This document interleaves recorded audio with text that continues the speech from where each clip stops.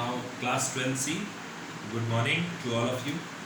Today, I will start a new topic regarding revaluation account and revaluation of assets and liabilities.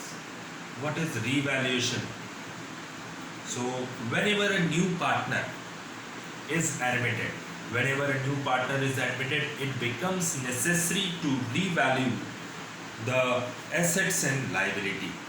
जब एक नया partner आता है तो उसके साथ साथ हम एक नया अकाउंट जो ओपन करते हैं जिसका नाम है रिवैल्यूएशन अकाउंट। और रिवैल्यूएशन जब एक पार्टनर आता है तो it becomes to revalue the assets and liability. तो हम आने जो नया पार्टनर आ रहा है तो उसके साथ साथ हम एसेट्स और लायबिलिटी की वैल्यू को रिड्यूस करने का काम करते हैं और प्लस करने का काम करते हैं। ठीक है, तो revalue the assets and liability. अगर लायबिलिटी बढ़ती है तो लायबिलिटी का बैलेंस क्या होता है?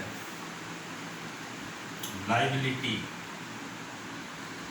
ऑलवेज क्रेडिट, ठीक है, और एसेट्स ऑलवेज डेबिट। ठीक है, ये कॉन्सेप्ट है कि liabilities always credit and assets always debit. So जैसे जैसे रिवैल्यूएशन का मतलब है revalue the assets and liability, यानी उनकी वैल्यू को हम चेंज करते हैं, चाहे एसेट्स बढ़ जाए या कम हो जाए, चाहे लायबिलिटी बढ़ जाए या कम हो। अगर हम बोलेंगे कि लायबिलिटी बढ़ रही है, लायबिलिटी क्या हो रही है? प्लस हो रही है।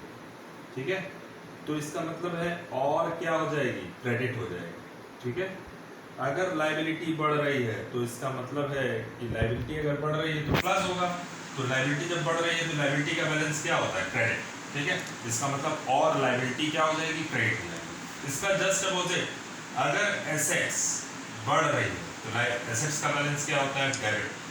तो जब एसेट्स बढ़ रही है तो और क्या हो जाएगी? एसेट्स डेबिट हो जाएगी। ठीक है, कॉन्सेप्ट है। इसका जस्ट अपोजिट लायबिलिटी, अगर हमें लायबिलिटी बढ़ रही है तो लायबिलिटी का बैलेंस क्रेडिट होता है। जैसे ही माइनस करना हो, हमको रिड्यूस करना हो लायबिलिटी, तो लायबिलिटी का बैलेंस क्या हो जाएगा? डेबिट हो जाएगा रिवैल्यूएशन के केस में। ठीक, सेम लायबिलिटी अगर एसेट्स अगर क्या हो रही है? माइनस हो रही है। ठीक है, जब एसेट्स बढ़ती है तो और डेबिट होती है, जैसे रिड्यूस होगी एसेट्स तो वो क्या हो जाएगी? और क्रेडिट हो जाएगी। ठीक है ना, समझ में आया? Next thing again I will repeat, liability अगर प्लस हो गई है रिवैल्यूएशन के केस में, लायबिलिटी अगर बढ़ रही है तो लायबिलिटी का बैलेंस और क्रेडिट होता है, तो हम क्या करेंगे? और क्रेडिट करेंगे। अगर एसेट्स बढ़ रही है तो एसेट्स ऑलवेज डेबिट, तो हम और क्या करेंगे? डेबिट करेंगे। ठीक है, because liability is always credit, assets always debit. इसी का जस्ट अपोजिट है, लायबिलिटी अगर रिड्यूस हो रही है, माइनस का मतलब रिड्यूस, घट रही है, तो जो क्रेडिट होती है वो डेबिट हो जाएगी। इट मींस लायबिलिटी अगर घट रही है, बढ़ती तो और क्रेडिट होती, लेकिन माइनस हो रही है तो और क्या हो जाएगी? डेबिट। इसी तरह जस्ट अपोजिट एसेट्स, अगर एसेट्स रिड्यूस हो रही है, बढ़ती है तो और डेबिट, और कम हो रही है तो क्या हो जाएगी? Just opposite credit. ठीक है, तो सबसे पहली चीज today I will discuss revaluation account, revaluation of assets and revaluation of liabilities. Whenever a new partner is admitted, it becomes necessary to revalue the assets and liabilities of the firm. जब एक नया partner आता है तो हम अपनी assets को बढ़ाने का काम करते हैं या रिड्यूस करने का काम करते हैं, और या फिर लायबिलिटीज़ को बढ़ाने का काम करेंगे, और या तो फिर लायबिलिटीज़ को माइनस करने का काम करेंगे, रिड्यूस करने का काम। Whenever a new partner is admitted, it becomes necessary to revalue the assets and liabilities of the firm to their true and fair values. ठीक है, this is done because with the passage of time, the value of certain assets might have increased while the value of certain other assets might have been decreased. Revaluation के case में हो सकता है जब एक partner आता है तो इसका मतलब है कि हो सकता है उसके आने से एसेट्स बढ़ जाए, एसेट्स कम हो जाए, लायबिलिटी बढ़ जाए, लायबिलिटी कम हो जाए। तो ऐसे केसेस में हम अकाउंट खोलते हैं जिसको हम बोलते हैं रिवैल्यूएशन अकाउंट। ठीक है। One more thing, the actual value of various assets or liability may be different from the values stated in the balance sheet. New partner should not suffer because of reduction in the value of assets, nor should be the benefit by increase the value of assets.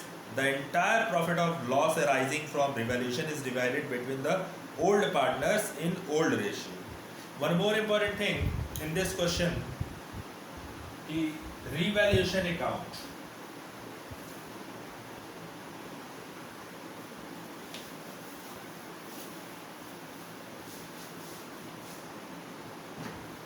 This line is very important. The actual values of various assets and liabilities may be different from the values stated in the balance sheet. एक balance sheet दे देगा question में, ठीक है, assets, liability, ठीक है, amount BS का है ये पार्ट, ठीक, amount, suppose debtors 20,000, creditors ₹10,000, adjustment दे देगा नीचे, क्वेश्चन ऐसे ही रहेगा, एक बैलेंस शीट दे देगा। पुराने जब ए और बी पार्टनर थे, ए बी पार्टनर थे, जब ए और बी पार्टनर थे तो उसमें डेटर्स की वैल्यू थी 20,000, क्रेडिटर्स की वैल्यू 10,000, ठीक है। क्रेडिटर्स की वैल्यू 10,000, डेटर्स की वैल्यू 20,000, तो बैलेंस शीट का एक फॉर्मेट दे देगा, ओल्ड बैलेंस शीट जिसको हम बोलते हैं, ठीक है। जब ए और बी पार्टनर थे, ओल्ड बैलेंस शीट, ठीक है। ओल्ड बैलेंस शीट के अकॉर्डिंग एडजस्टमेंट अगर दे देगा, डेटर्स वर इंक्रीज्ड by 2,000, एक ऐसे भी वर्ड हो सकता है। दूसरा, debtors were increased up to 20,000, 22,000, ठीक है।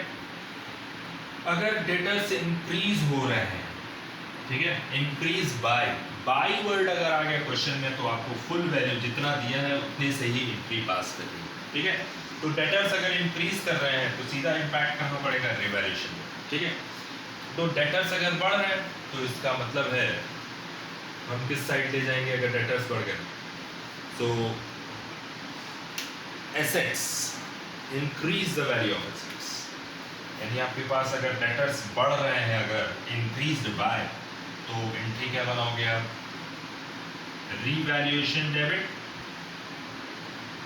No, debtors debit and to revaluation account, revaluation account being debtors increased, ठीक है। So debtors were increased by 2,000, by word अगर दिया है तो पूरा फुल वैल्यू, बाई वर्ड दिया है क्वेश्चन में और वैल्यू दे के रखा है तो जितनी वैल्यू दिया है उतना वैल्यू पोस्ट कर देना है, ठीक है। सो डेटर्स अगर बढ़ रहे हैं तो हमने ये कहा ना, जब एक नया पार्टनर आता है और आपको रिवैल्यूएशन अकाउंट खोलने के लिए बोलता है, जर्नल एंट्री भी पास करने के लिए बोल सकता है, ठीक है। तो जर्नल एंट्री का जो ट्रीटमेंट है वो यही है आपके पास कि डेटर्स डेबिट, टू डेटर्स बढ़ रहा है और डेबिट कर दे हम, और टू रिवैल्यूएशन, सीधा इंपैक्ट कहाँ डालेंगे हम, रिवैल्यूएशन पे, ठीक है। उसी तरह नेक्स्ट एंट्री है कि second, creditors were increased by 2,000, debtors, पुराने डेटर्स कितने के थे, 10,000, ठीक है।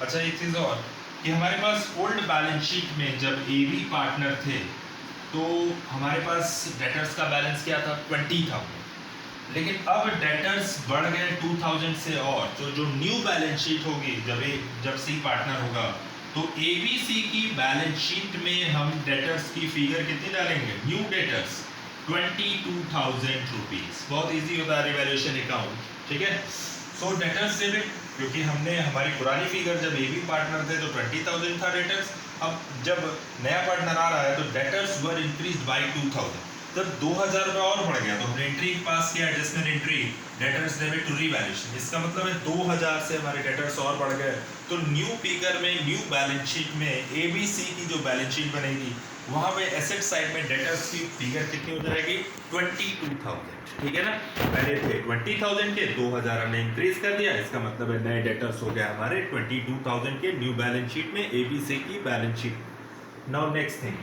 क्रेडिटर्स।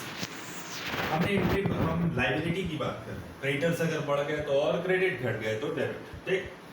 क्रेडिटर्स वर इंक्रीज्ड बाय अगेन 2,000, एंट्री क्या पास करेंगे हम, क्रेडिटर्स बढ़ गए यानी 2 क्रेडिटर्स तो हम पोस्ट करेंगे ही, क्योंकि क्रेडिटर्स बढ़ रहा है इंक्रीज, और लायबिलिटी होती है क्रेडिटर्स, लायबिलिटी जब बढ़ती है तो और क्रेडिट होती है, तो हम और क्रेडिट कितने से कर दे 2,000 से, ठीक। तो डेबिट क्या होगा, रीवैल्यूएशन से। जब भी एसेट्स और लायबिलिटी कम या बढ़ेगी तो इसका मतलब है उसका सीधा इंपैक्ट रीवैल्यूएशन से पड़ेगा। इसका मतलब है revalue the assets and liability, नई एसेट्स नई लायबिलिटी न्यू बैलेंस शीट पे क्या थी, ठीक है।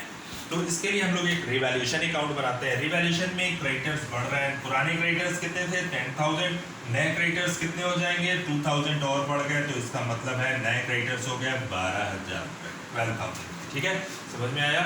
Now next important thing, balance sheet revaluation account, revalue the assets and liabilities, assets and liabilities, ठीक है। अगर हम नया पार्टनर आ रहा है तो कुछ चेंजेस हो रहे हैं, जिसकी एवज में हम अकाउंट खोल रहे हैं, न्यू अकाउंट रिवैल्यूएशन अकाउंट। हम देख रहे थे कि हमारे पास डेटर्स, पुराने डेटर्स 20,000 थे और एडजस्टमेंट पे कह रहा है डेटर्स वर इंक्रीज बाय 2,000, यानी डेटर्स बढ़ गए, रीवैल्यूड हो गए। पुराने डेटर्स 20 थे, नए कितना हो गया 22, इसका मतलब है रिवैल्यूएशन हो गया, यानी चेंज हो गया, ठीक। यानी हमारे पास इस केस में जब डेटर्स बढ़ेगा तो debtors debit to revaluation account 2,000, being debtors increased by ₹2,000। इसी तरह हम क्रेडिटर्स की बात कर रहे थे तो पुराने डेटर्स 20,000 के थे, तो इसके लिए जब एक एडजस्टमेंट आया तो उसमें 2,000 रुपीज से हमको डेटर्स को बढ़ाना था, हमने रिवैल्यूएशन अकाउंट को ओपन किया और बदले में डेटर्स को और डेबिट कर दिया, तो नई बैलेंस शीट में रीवैल्यू हो गए डेटर्स 20,000 से बढ़ के कितने हो गए 22,000, ठीक है। उसी तरह क्रेडिटर्स वर इंक्रीज बाय 2,000, तो क्रेडिटर्स हमारे क्या थे, creditors is liability always credit. So उस केसेस में रीवैल्यूएशन अकाउंट को डेबिट कर रहे हैं और हम क्या कर रहे हैं, क्रेडिटर्स पुराने क्रेडिटर्स से 10,000 और 2,000 से क्रेडिटर्स बढ़ गए, तो इसका मतलब है अगेन वैल्यू क्या हो गई, चेंज हो गई, जिसके लिए हम क्या अकाउंट ओपन करेंगे, revaluation account debit to creditors always credit है, इसलिए हमने बढ़ा है तो क्रेडिट कर रहे हैं 22,000 से, 2,000 से, और 2,000 से हम डेबिट क्या करेंगे कि रिवैल्यूएशन को डेबिट करेंगे, इसलिए क्योंकि वैल्यू क्या हो गई, चेंज हो गई, ठीक है। वैल्यू जब चेंज हो जा रही है तो उसके लिए नया अकाउंट हम ओपन कर रहे हैं जिसका नाम है रिवैल्यूएशन अकाउंट, और जब पुरानी बैलेंस शीट में हमारे पास 10,000 था क्रेडिटर्स, न्यू बैलेंस शीट में हमारे पास 12,000 था, क्योंकि 2,000 से हमारे डेटर्स बढ़ गए, तो जब एबी पार्टनर था तो 10,000, एबीसी पार्टनर हो गए तो ₹12,000, ठीक है। Now next thing, revaluation of assets and liabilities is done with the help of new open account, यानी new account called revaluation account। revaluation of assets and liabilities is done with the help of new account called revaluation, यानी अगर घट रही है, बढ़ रही है, या इंक्रीज हो रही है, डिक्रीज हो रही है, तो हमें रिवैल्यूएशन की हेल्प लेकर के हम डेटर्स को इंक्रीज, क्रेडिटर्स को यानी एसेट्स को बढ़ाएंगे, एसेट्स को घटाएंगे, और एसेट्स लायबिलिटी को बढ़ाएंगे, लायबिलिटी को घटाएंगे। इसका मतलब है कि रिवैल्यूएशन की हेल्प लेकर हम रिवैल्यूएशन का अकाउंट ओपन करके हम एंट्री पास करेंगे, ठीक। Now the next thing, revaluation of assets and liabilities is done with the help of a new account called revaluation account। Sometimes this account is called profit and loss adjustment account. कभी कभी इसको हम profit and loss adjustment भी बोल सकते हैं. ठीक. This account is a nominal account. सबसे बड़ी चीज़ कि अगर आपसे एग्जामिनर पूछता है कि revaluation which type of account, तो आप सीधा बोलना कि revaluation is a nominal account. कौन सा अकाउंट है? नॉमिनल अकाउंट है. ये क्वेश्चन आया था बोर्ड्स में कि रिवैल्यूएशन कौन सा अकाउंट है, तो रिवैल्यूएशन है हमारा नॉमिनल अकाउंट. ठीक है, नॉमिनल थर्ड अकाउंट होता है. ठीक है, सो नॉमिनल अकाउंट. ठीक है, sometimes this is called as PL adjustment account. कभी कभी आपको क्वेश्चन में देगा पीएल एडजस्टमेंट बनाइए, तो पीएल एडजस्टमेंट का नाम ही है रिवैल्यूएशन. गलती मत करिएगा कभी भी, क्योंकि रिवैल्यूएशन और पीएल एडजस्टमेंट सेम. ठीक. Now the next thing, the account is nominal account in nature, यानी ये थर्ड कैटेगरी का अकाउंट है. लास्ट अकाउंट, तो expenses and losses are debit, income and gains are credit, तो रिवैल्यूएशन एक तरीके का नॉमिनल अकाउंट है. ठीक है. Now next thing, this account is nominal account in a nature, therefore if there is a loss due to revaluation is called debited, and if the revaluation assets in a profit, the revaluation account is credited. ठीक है. तो सबसे पहली चीज यहाँ पे हम आपको एडजस्टमेंट, हम एंट्रीज बता दे रहे हैं कैसे कैसे एंट्रीज होगी.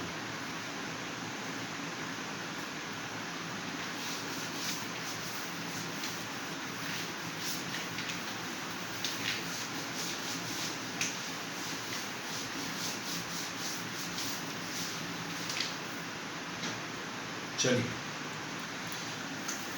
एसेट्स, एक तो शॉर्टकट तरीका, फॉर्मेट ऑफ रीवैल्यूएशन अकाउंट. ठीक है, रीवैल्यूएशन अकाउंट. ठीक. और इसको हम बोलते हैं और पीएल एडजस्टमेंट अकाउंट. दोनों तरीके का. ठीक है. ये किस टाइप का अकाउंट है? नॉमिनल नेचर, यानी नॉमिनल अकाउंट है. ठीक है. क्वेश्चन में पहले लिख दे रहे हैं नॉमिनल अकाउंट. यहाँ पे फॉर्मेट जो बनेगा, पर्टिकुलर्स डेबिट, पर्टिकुलर्स क्रेडिट. ठीक है. चलिए,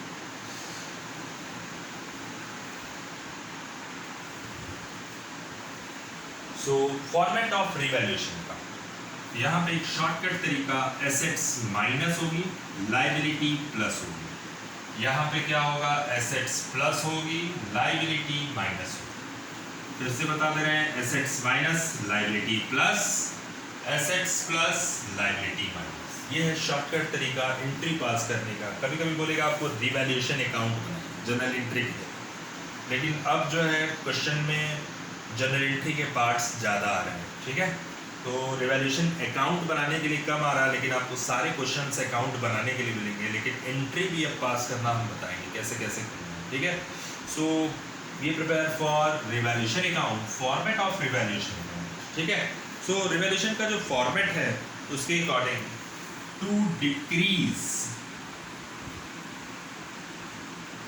decrease the value of assets.